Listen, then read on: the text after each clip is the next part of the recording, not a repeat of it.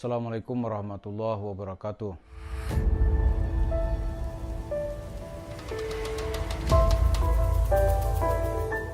Pak pemirsa mungkin masih ingat pada bulan Agustus tahun 2022 Pengadilan Negeri di Jakarta Pusat itu mempailitkan Koperasi Simpan Pinjam Indosuria. Jumlah kerugian anggotanya seperti dilaporkan di berbagai media itu adalah 15,9 triliun rupiah. 15,9 triliun rupiah. Suatu jumlah yang sangat fantastis, dan itu banyak anggota masyarakat yang menjerit tapi tidak tahu bagaimana cara mengembalikan dananya. Apa menariknya kasus Koperasi Simpan Pinjam Indosuria ini bagi kita? Menariknya adalah karena sebagian uang koperasi ini mengalir ke Yusuf Mansur. Kata Yusuf Mansur, ini bro ekornya pak, berapa? Ini terima dulu dah. 900 juta, itu yang pertama yang diakui oleh Yusuf Mansur. 900 juta pertama itu mengalir ke Yusuf Mansur. Kalau ini diusut lebih lanjut, kemana dananya ini mengalir? Wah, itu Yusuf Mansur akan ketar-ketir itu. Karena mungkin dana itu sekarang sudah berwujud warung steak and shake. Mungkin dananya itu sekarang sudah berbentuk dalam mobil-mobil mewahnya gitu. Dan berapa sesungguhnya dana yang diterima oleh Yusuf Mansur ini kan jelas uang korupsi ini. Itu tentu polisi dan pihak yang berwenang di negara ini yang tahu. Tapi karena kasus ini tidak pernah diangkat lagi, maka ceritanya hilang begitu saja. Ini masalah begini-begini ini sebetulnya di dalam Islam yang kita pahami ya. Orang juga harus tahu dari mana dana itu berasal dan untuk apa dipergunakan. Nah, ketika cerita ini, kan cerita-cerita korupsi sekarang ini kan lagi hangat lagi nih. Misalnya Menkominfo ditangkap karena ada dugaan korupsi dana sekitar 8 triliun, itu kemana mengalirnya? Karena dianggap ini sebuah proyek mungkin fiktif, dan dananya pergi kemana gitu. Itu kan ditelusuri. Ada sinyalemen dana itu mengalir ke partai-partai besar dan keluarga dari penguasa di negara ini.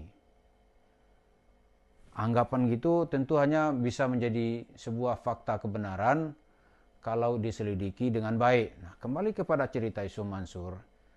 Bagaimana dia mendapatkan dana gitu.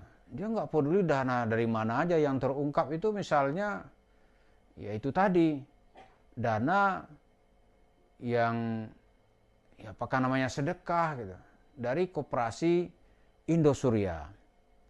Koperasi Indosuria mungkin mencari perlindungan, nanti kalau dia diproses lebih panjang, dia mungkin akan ungkap sebagian dananya digunakan untuk kegiatan agama. Nah, problem melalui undang-undang kita, apakah sesuatu yang digunakan untuk kegiatan agama ceritanya berakhir gitu? Tidak. Hatta masuk ke kantong kiai pun, kalau itu uang hasil kejahatan gitu, itu tetap akan dipersoalkan. Jadi nggak ada kebal hukum di negeri ini. Nah, Yusuf Mansur, kalau kasus-kasus korupsi ini diungkap, itu biasanya ada dia salah satu mata rantainya gitu. Dan Koperasi Indosuria ini itu diakui sendiri oleh Yusuf Mansur. Diakui. Ada konglomerat datang ke saya, Pak Ustadz tunggu nih, ini ada uang sedekah gitu, apa sedekah lah namanya ya. Sedekah. Begitu anak lihat, kaget gitu. Ini yang pertama nih. Jumlahnya diakui di depan media di saat itu 900 jutaan. Itu yang diakui loh ya. Dan kita mengutip dari sumber-sumber resmi yang sudah terpublikasi dengan baik. Jadi kita lihat bagaimana kondisi kita ini, agama dan kejahatan itu bisa bersatu dalam diri Yusuf Mansur. Agama dan kejahatan. Padahal tujuan agama itu memberantas kejahatan. Atau kejahatan itu biasanya memusuhi agama. Ini dalam diri Yusuf Mansur, agama dan kejahatan itu bisa bersatu. Ya kan? Dari lisannya keluar nanti fatwa-fatwa yang membenarkan kejahatan. Kenapa gitu? Karena dia sendiri itu adalah orang-orang yang melegalkan kejahatan. Kan begitu logikanya. Kalau dia tidak melegalkan kejahatan, tidak mungkin masalah-masalah kejahatan akan dia benarkan. Ya, tidak mungkin kejahatan dia benarkan. Jadi unik kadang-kadang bercerita Islam di tengah masyarakat kita yang terlalu artifisial gitu. Membahas persoalan itu hanya secara permukaan saja. Tidak pernah dibahas secara detail sehingga hukumnya itu menjadi jelas gitu. Enggak pernah itu. Dia hanya dibahas hal-hal yang bersifat artifisial. Lalu masyarakat ini nanti menjamin orang masuk surga. Misalnya ya, dalam acara dangdutan. Ini seorang penyanyi mengucapkan Assalamualaikum. Ya, dijawab oleh orang. Kalau yang jawab salam saya, masuk surga. Gitu. Ini setelah surga itu dia yang menentukan. Gitu. Nggak apa-apa, kita nanti masuk neraka. Kelompok kita di neraka banyak. Gitu. Ya begitu. Jadi surga dan neraka itu bukan lagi hal-hal yang membicarakannya itu harus dengan serius gitu. Untuk mendapatkan surga itu orang harus berjuang habis-habisan gitu.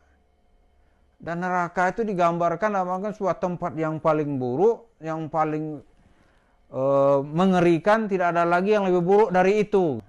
Jadi, dalam kehidupan itu dipadukan aja. Seperti cerita penyanyi madu dan racun gitu. Madu di tangan kanan, racun di tangan kiri, kan gitu kan. Nah dalam diri Yusuf Mansur seperti itu. Kejahatan dan kebaikan itu ya tangan kanan, tangan kiri aja. Ada uang kejahatan lah, uang koruptor. Diterimanya juga. Nggak peduli dia. Bahkan dia sendiri nanti berupaya supaya mengambil uang-uang orang yang ada di tengah masyarakat. Jangankan koruptor. Uang-uang di tabungannya akan dikejar oleh Yusuf Mansur supaya masuk ke rekening dia gitu. Lalu dengan bahasa wallahi dia bilang saya nggak pernah makan duit. Jadi begitu para jemaah sekalian, kalau kita mau menjadi berislam, kita harus menjalani kehidupan kita itu semua bisa diukur benar nggak menurut kacamata Islam. Jangan pikir duit itu kita kadang-kadang bisa tersesat. Dan Yusuf Mansur itu tidak peduli Anda akan tersesat atau benar, nggak peduli. Yang penting uangnya di-store ke dia sebanyak-banyaknya. Nah sekarang kalau koperasi simpan pinjam Indosuria itu dilanjutkan kasusnya, pasti nanti Yusuf Mansur akan diperiksa juga. Terima kasih. Assalamualaikum warahmatullahi wabarakatuh.